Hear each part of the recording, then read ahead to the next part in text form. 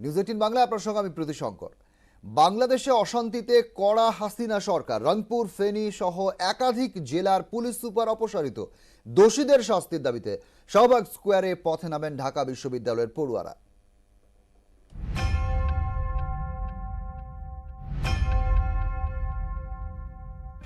ঢাকা থেকে চট্টগ্রাম প্রতিবাদ চলছে, তারই মাঝে অশান্তির ঘটনায় কড়া পদক্ষেপ করল শেখ হাসিনা সরকার। রংপুর, ফেনী সহ একাধিক জেলার পুলিশ সুপার অপসারিত। বদলি করা হলো বেশ কয়েকজন পুলিশ অফিসারকে। খোদ বাংলাদেশের স্বরাষ্ট্রমন্ত্রীর অভিযোগ, সরকারকে বিপাকে ফেলার জন্য পরিকল্পনা করে অশান্তি ছড়ানো হচ্ছে। অপপ্রচারের মাধ্যমে উদ্দেশ্য প্রণোদিতভাবে এই ঘটনাগুলি ঘটাচ্ছে। একটা সাম্প্রতিক যে একটা সম্প্রীতি, এটা বিনষ্ট করার মূল চেতনা এইটাই হলো, এই রকমই আমরা মনে করছি। বাংলাদেশের নানা জায়গায় হামলার ঘটনায় দোষীদের দৃষ্টান্তমূলক শাস্তির দাবিতে সোমবার শাহবাগ স্কোয়ারে পথে নামেন ঢাকা বিশ্ববিদ্যালয়ের পড়ুয়ারা। পথে নামেন বাংলাদেশ ইসকনের প্রতিনিধিরাও। নিউজ 18 বাংলা। এদিকে রংপুরের একটি অনুষ্ঠান থেকে সম্প্রীতির বার্তা দিলেন প্রধানমন্ত্রী শেখ হাসিনা। বাংলাদেশকে অসাম্প্রদায়িক ও শান্তিপূর্ণ দেশ হিসেবে গড়ে তোলার বার্তা দিলেন তিনি। এই দেশ আমাদের, এই দেশকে আমরা গড়ে তুলতে চাই, একটা অসাম্প্রদায়িক চেতনায় বাংলাদেশকে গড়তে চাই, উন্নত সমৃদ্ধ বাংলাদেশ গড়তে চাই, সোনার বাংলাদেশ গড়তে চাই, যে দেশে কোনো অন্যায় থাকবে না, অবিচার থাকবে না, মানুষ যেন সুন্দরভাবে বাঁচবে, সেটা আমি চাই। এদিকে সিবিএসই পরীক্ষার দিন ঘোষণা হয়েছে। প্রথম টার্মে 30শে নভেম্বর থেকে এবং সিবিএসই দশমের পরীক্ষা 1 ডিসেম্বর থেকে দ্বাদশের পরীক্ষা। সোমরাজ বন্দ্যোপাধ্যায় আমার সঙ্গে রয়েছেন। সোমরাজ, গতকালই সিবিএসই বোর্ড পরীক্ষার সূচি ঘোষণা করেছে। প্রথম টার্মের পরীক্ষা আমরা জানি সিবিএসই বোর্ড 2টি টার্মে পরীক্ষা নেবে। তার মধ্যে প্রথম টার্মের সিবিএসই ক্লাস 10 এর পরীক্ষা 30শে নভেম্বর থেকে এবং ক্লাস 12 এর পরীক্ষা 1 ডিসেম্বর থেকে শুরু হবে। ছাত্রছাত্রীরা সশরীরে তাদের নিজেদের স্কুলেই পরীক্ষা দেবেন। কিভাবে পরীক্ষা নেওয়া হবে সেগুলি স্কুলগুলি ঠিক করবেন। যেহেতু শীতের সময় পরীক্ষা নিচ্ছে, তার জন্য একাধিক বদল করেছে সিবিএসই বোর্ড। 10:30টার বদলে 11:30 থেকে পরীক্ষা শুরু করছে। সকাল 11:30 থেকে দুপুর 1টা পর্যন্ত পরীক্ষা হবে। 1.5 ঘন্টার পরীক্ষা হবে, অর্থাৎ 90 মিনিটের। পাশাপাশি প্রশ্নপত্র পড়ার জন্য 15 মিনিটের বদলে 20 মিনিট সময় দেওয়া হচ্ছে।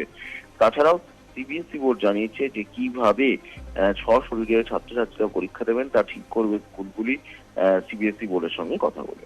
ধন্যবাদ সোমরাজ।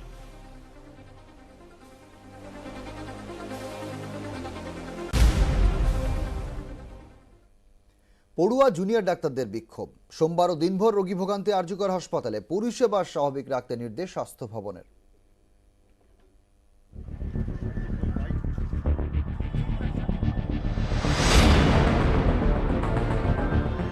সোমবারও আরজিকর হাসপাতালে ভোগান্তি। পড়ুয়া জুনিয়র চিকিৎসকদের বিক্ষোভে সোমবারও ফিরলেন বেশ কয়েকজন রোগী। এমার্জেন্সি আউটডোর খোলা থাকলেও নতুন রোগী ভর্তি প্রায় বন্ধ। ভর্তি থাকা বহু রোগীও হাসপাতাল ছাড়ছেন। আরজিকর মেডিকেল কলেজ হাসপাতালের হবু চিকিৎসকদের আন্দোলন চলছে, আর ভুক্তভোগী হচ্ছেন এই রোগীরা। আর হরিণঘাটা, নদিয়া হরিণঘাটার বাসিন্দা আরতি পাল লরি দুর্ঘটনায় মারাত্মকভাবে আহত হয়েছিলেন। সেই অবস্থায় আরজিকর মেডিকেল কলেজ হাসপাতালে ভর্তি হয়। 7 দিন ধরে চিকিৎসাধীন ছিলেন। আমাদের পরশুদিন ওটি করার কথা ছিল, ওটির জামাকাপড় সব ড্রেস পরিয়েছিলেন, ওটি থেকে ফেরত দিয়েছেন। আমি চিন্তা করেছি আমার মা যদি এখানে মরার থেকে আমি বাড়ি নিয়ে গিয়ে মরে যাওয়া ভালো, যে এখানে কোনো পরিষেবা নেই, কিচ্ছু নেই। দেখছে না আমি বলবো না, কিন্তু স্পেশাল একজন ডাক্তার, একটা ইএনটি দেখানো, যেহেতু মুখের ব্যাপার, সেটা আমি পাচ্ছি না। সেই আরজিকর হাসপাতালে রোগী হয়রানি রুখতে প্রয়োজনীয় পদক্ষেপের নির্দেশ দিয়েছে স্বাস্থ্য দফতর। সোমবার স্বাস্থ্য ভবনে উচ্চ পর্যায়ের বৈঠক হয়। হাসপাতাল কর্তৃপক্ষের সঙ্গে বৈঠকে বসেন স্বাস্থ্য সচিব, স্বাস্থ্য শিক্ষা অধিকর্তা সহ স্বাস্থ্য দফতরের কর্তারা। সেক্রেটারি স্যার এটাই বলেছেন, সাধারণ পেশেন্টদেরকে যেন কোনোভাবে হ্যারাস না হয়, হাসপাতালে সুস্থ পরিবেশ তাড়াতাড়ি ফিরে আসে এবং পরিষেবা স্বাভাবিক হয়। সূত্রের খবর, হাসপাতাল কর্তৃপক্ষকে আন্দোলনকারীদের সঙ্গে আলোচনার দরজা খোলা রাখতে নির্দেশ দিয়েছে স্বাস্থ্য দফতর। আন্দোলনকারী ছাত্রদের পাশে দাঁড়িয়েছে বিভিন্ন চিকিৎসক সংগঠন। চিকিৎসক সংগঠনের 2 নেতার বিরুদ্ধে টালা থানায় অভিযোগ দায়ের হয়েছে। অধ্যক্ষের যে এই অধম অবস্থা হয়, তাকে অধ্যক্ষ বলতে হয়। ক্যামেরায় লালটু ঘোষের সঙ্গে অভিজিৎ চন্দ, নিউজ 18 বাংলা। এবার আবহাওয়ার খবরের দিকে নজর রাখবো। আজও দিনভর বৃষ্টি দক্ষিণবঙ্গে, তবে উত্তরবঙ্গে অতি ভারী বৃষ্টির পূর্বাভাস থাকছে। বৃহস্পতিবার থেকে দক্ষিণবঙ্গে পরিস্থিতির উন্নতি হবে। এই মুহূর্তে আমার সঙ্গে সরাসরি রয়েছেন প্রতিনিধি বিশ্বজিৎ সাহা।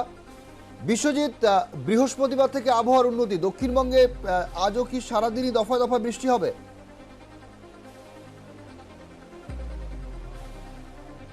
একদমই, আজও সারাদিন মেঘলা আকাশ থাকবে, দিনভর বৃষ্টি হবে, কোথাও মাঝারি কোথাও ভারী বৃষ্টি হবে। ভারী বৃষ্টির সতর্কতা আজও রয়েছে কলকাতা, 2 চব্বিশ পরগনা, 2 মেদিনীপুর এবং ঝাড়গ্রাম, হাওড়া, এই জেলাগুলিতে ভারী বৃষ্টির সতর্কতা রয়েছে। এছাড়াও দক্ষিণবঙ্গ জুড়েই আজ হালকা মাঝারি বৃষ্টি হবে, দিনভর বৃষ্টি হবে, সূর্যের দেখা মিলবে না।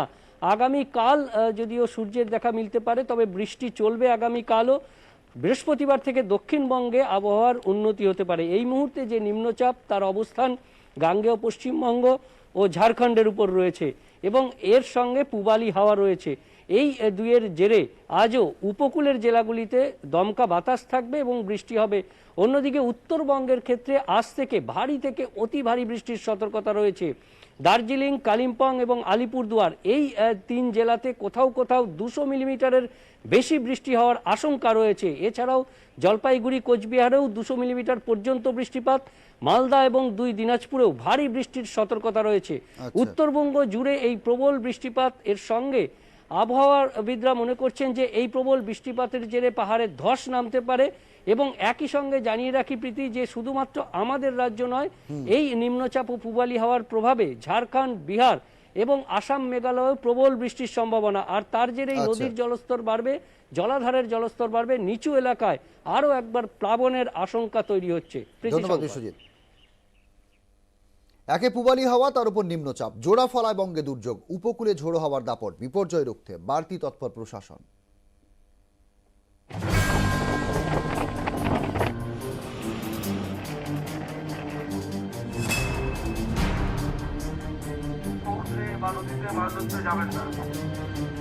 রবিবার রাত থেকে কলকাতায় বৃষ্টি শুরু।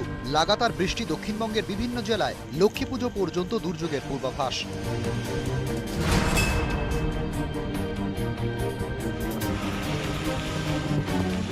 পশ্চিমবঙ্গ আর উত্তর ওড়িশা উপকূলে নিম্নচাপ, সঙ্গে পূবালি হাওয়া, দুইয়ের দাপটে দুর্যোগ আরও বাড়ার আশঙ্কা। ভারী থেকে অতি ভারী বৃষ্টির সঙ্গে ঝোড়ো হাওয়ার সতর্কতা রাজ্যের উপকূলের জেলাগুলিতে। ভারী বৃষ্টির পূর্বাভাস রয়েছে কলকাতাতেও। এলাকায় সমস্ত উপকূলবর্তী মানুষকে জানা যাচ্ছে এই সময় কমলা এবং হলুদ সতর্কতা জারি আছে। সোমবার উপকূল এলাকায় দিনভর দুর্যোগ। দীঘা থেকে ফ্রেজারগঞ্জ, পর্যটনের মরশুমে মুখ ভার আকাশের। দক্ষিণ চব্বিশ পরগনা, পূর্ব মেদিনীপুর, কিছুটা পশ্চিম মেদিনীপুর এবং ঝাড়গ্রাম, সেখানে এবং পার্টস অফ সাউথ ক্যালকাটারও একটু পেছনের অংশটাতে, সেখানে কিন্তু একটু গাস্টি উইন্ড অর্থাৎ দমকা বাতাস। যেহেতু 19 তারিখ অবধি উপকূলে এবং সংলগ্ন যে সামুদ্রিক অঞ্চল, সেখানে স্কোয়ালি ওয়েদার থাকবে, ফলে মৎস্যজীবীদের কিন্তু 19 তারিখ অবধি সমুদ্রে যেতে নিষেধ করা হয়েছে। উপকূলীয় এলাকার সামনে কোটাল, এতে দুর্যোগ আরও বাড়ার আশঙ্কা উপকূল এলাকায়, তাই মাইকিং শুরু। দুর্যোগের কারণে সমুদ্র থেকে ফিরছেন মৎস্যজীবীরা। পরিস্থিতি খারাপ, ওখানে ঝড় বাতাস, বিশাল হাওয়া বাতাস ছিল, ট্রলার ঘোরানো যায়নি, ট্রলার চালানো বিশাল মুশকিল ছিল। রেডিওতে শুনতে পেয়েছি যে ওয়েদার খারাপ, ঘূর্ণিঝড় বা একটা সিঙ্গেল আছে বললো, আমরা শুনতে পেলাম। তা মাঝপথ থেকে আমরা সব ফিরে। সোমবারের পর মঙ্গলবারও কলকাতা সহ দক্ষিণবঙ্গের জেলাগুলিতে ভারী বৃষ্টির পূর্বাভাস। মঙ্গলবার দার্জিলিং, কালিম্পং, আলিপুরদুয়ার, জলপাইগুড়ি ও কোচবিহারে ভারী থেকে অতি ভারী বৃষ্টির সম্ভাবনা রয়েছে। বৃহস্পতিবারের আগে আবহাওয়া ভালো হওয়ার সম্ভাবনা প্রায় নেই, ফলে এবার লক্ষ্মী পুজোতেও বৃষ্টি। নিউজ 18 বাংলা। কেন্দ্র করেই কোনো বিবাদ, সেই থেকেই খুন, নাকি সম্পত্তির লোভে পরিকল্পনা করে খুন করা হয়েছে কর্পোরেট কর্তাকে? অর্থের সূত্র ধরেই অনর্থের শিকড় খুঁজছে লালবাজার। নিউজ 18 বাংলা। আইআইটি প্রাক্তনী বহুজাতিক সংস্থার কর্তা, কলকাতায় কয়েক কোটি টাকার সম্পত্তি রয়েছে। এরকম হাই প্রোফাইল ব্যক্তিরই রক্তাক্ত দেহ মিলল তার গড়িয়াহাটের বাড়িতে। উদ্ধার গাড়ির চালকের দেহ।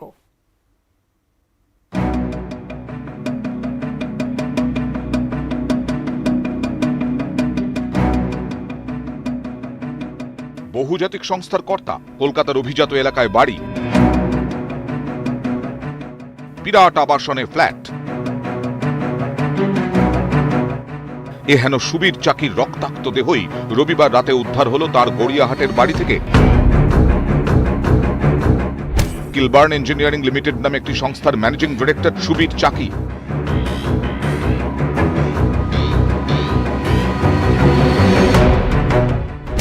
বিভিন্ন ভারী শিল্পে ইঞ্জিনিয়ারিং সামগ্রী সরবরাহ করত এই সংস্থা। সুবীর চাকি সেন্ট জেভিয়ার্সের প্রাক্তনী। সুবীর চাকি আইআইটি খড়গপুরে স্নাতক, তারপর IIM Joka.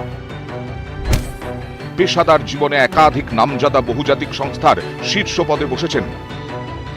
There is always somewhere a lack of data. The moment there is a lack of data, one suffers from what is called the fear of the unknown.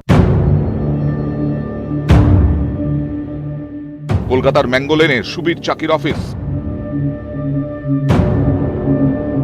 High profile corporate কর্তা, সম্পত্তি কলকাতা ও আশপাশের একাধিক জায়গায়। 9 বছর আগে new টাউনে flat কেনেন Uniworld সিটির হরাইজন টাওয়ারে।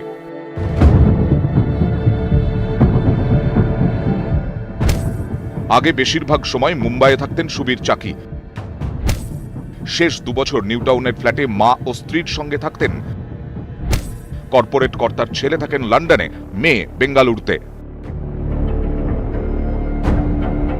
গড়িয়াহাটের এই কয়েক কোটি টাকার বাড়িরও মালিক সুবীর। সম্প্রতি এই বাড়ি তিনি বিক্রির চেষ্টা করছিলেন, তার আগেই খুন। নিউজ 18 বাংলা। পড়ুয়া জুনিয়র ডাক্তারদের বিক্ষোভ আরজি করে। সোমবারও দিনভর রোগী ভোগান্তি দেখা গেল এই হাসপাতালে। পরিষেবা স্বাভাবিক রাখতে নির্দেশ স্বাস্থ্য ভবনের।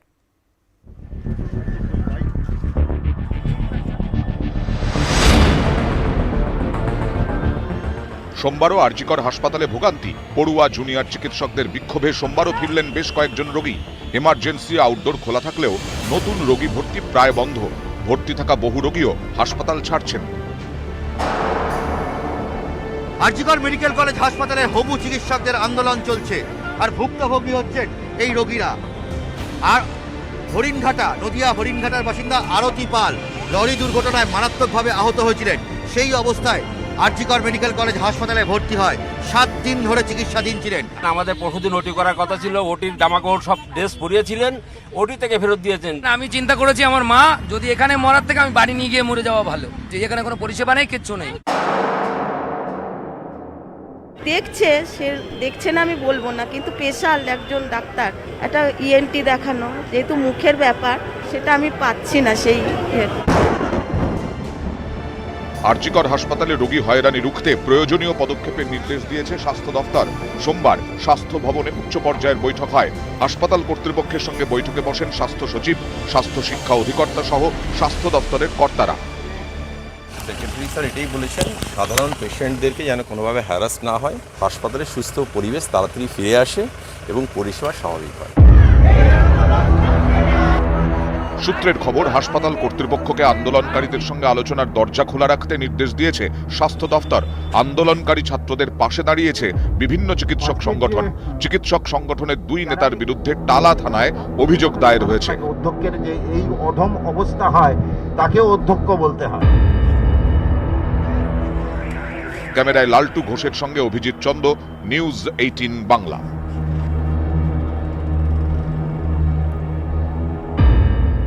নির্বাচনকে পাখির চোখ করে 4 কেন্দ্রের পথে তৃণমূল বিজেপি। 23শে অক্টোবর থেকে প্রচারে অভিষেক বন্দ্যোপাধ্যায়।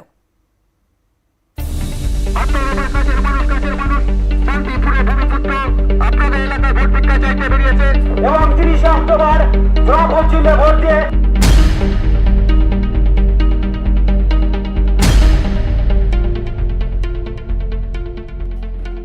দিনহাটা, শান্তিপুর, খড়দা, গোসাবা। 30শে অক্টোবর 4 বিধানসভা কেন্দ্রে উপনির্বাচন। পুজোয় বিরতির পর জোর কদমে শুরু প্রচার। বিধানসভা নির্বাচনে দুরন্ত জয়ের পর ভবানীপুরে উপনির্বাচন। রেকর্ডের পর নতুন রেকর্ডের টার্গেটে নেমে পড়েছে তৃণমূল কংগ্রেস। 2021-এর বিধানসভা নির্বাচনে 49.04% ভোট পেয়ে খড়দায় জেতে তৃণমূল। গোসাবায় তারা জেতে 53.99% ভোট পেয়ে। দিনহাটায় বিজেপির কাছে মাত্র 57 ভোটে হারেন তৃণমূলের উদয়ন গুহ। শান্তিপুরেও ফোটে পদ্ম। উপনির্বাচনে এই 4 আসনেই জিততে আত্মবিশ্বাসী ঘাসফুল শিবির। সদ্য উপনির্বাচনের ফল তাদের কনফিডেন্স আরও বাড়িয়েছে।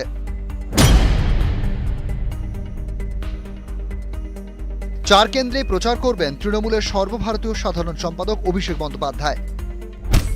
23 অক্টোবর খড়দা গোসাবায় সভা, 25 অক্টোবর দিনহাটা, 26 অক্টোবর শান্তিপুরে প্রচারে অভিষেক। ফিরহাদ হাকিম, সৌগত রায়ের মতো নেতারাও কেন্দ্র ধরে প্রচার করছেন। তারকা নেতা বিধায়কদের নিয়ে প্রচার চালাবে তৃণমূল।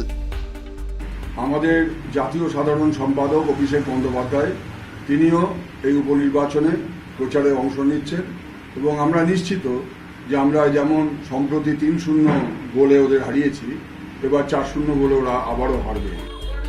প্রচারে নেমে পড়েছে বিজেপিও। পর্যবেক্ষকদের একাংশের মতে এই উপনির্বাচনে অনেকটা এগিয়ে তৃণমূল, তবে শান্তিপুরে হাড্ডাহাড্ডি লড়াইয়ের সম্ভাবনা। রবিবার সেই শান্তিপুরে প্রচারে যান শুভেন্দু অধিকারী। সোমবার দুর্যোগের মাঝেও শান্তিপুরে প্রচার চালায় বিজেপি। নিউজ 18 বাংলা। ইটাহারের রাজগ্রামে বিজেপি নেতা খুনের রাজনীতির যোগ নেই। আগ্নেয়াস্ত্র দেখার সময় আচমকা গুলি চলে এবং তাতেই মৃত্যু হয় দাবি করছে জেলা পুলিশ। আর মঙ্গলবার 8 ঘন্টা উত্তর দিনাজপুর বন্ধ ডেকেছে বিজেপি।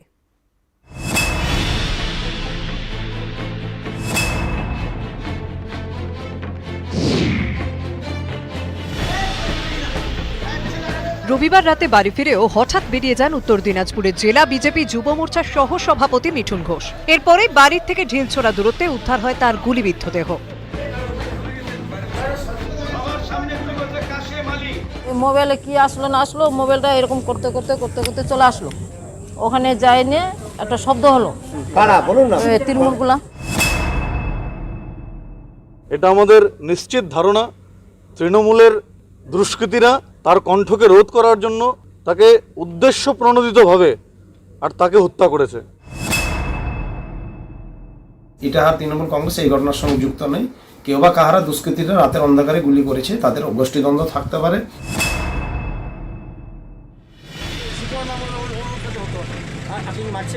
তদন্তে নেমে সন্তোষ মহন্ত নামে এক ব্যক্তিকে গ্রেপ্তার করেছে পুলিশ। মৃত্যুর আগে সন্তোষ মহন্ত এবং সুকুমার ঘোষ নামে দুজনের নাম মিঠুন ঘোষই বলে যান বলে দাবি। তবে এই ঘটনায় রাজনীতির যোগ নেই বলে দাবি জেলা পুলিশের।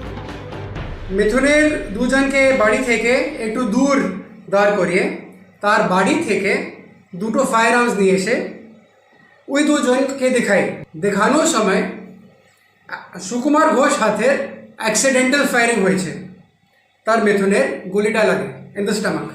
এখানেও একদম রাজনৈতিক যোগাযোগ নয়, it is not a political affair at all. Itahar বিধানসভা এবং ইটাহার অঞ্চল পশ্চিমবঙ্গ শুধু নয় ভারতবর্ষের ক্ষেত্রে ধীরে ধীরে অপরাধীদের অন্যতম বিচারণ ক্ষেত্র হয়ে উঠেছে। পুলিশের পয়েন্ট মানছি না, এটা পোস্টপোল ভায়োলেন্সের মধ্যে পড়ে। এই ঘটনার তদন্ত হাইকোর্টের রায় অনুসারে সিবিআই এর মাধ্যমে হওয়া উচিত বলে আমরা মনে করি।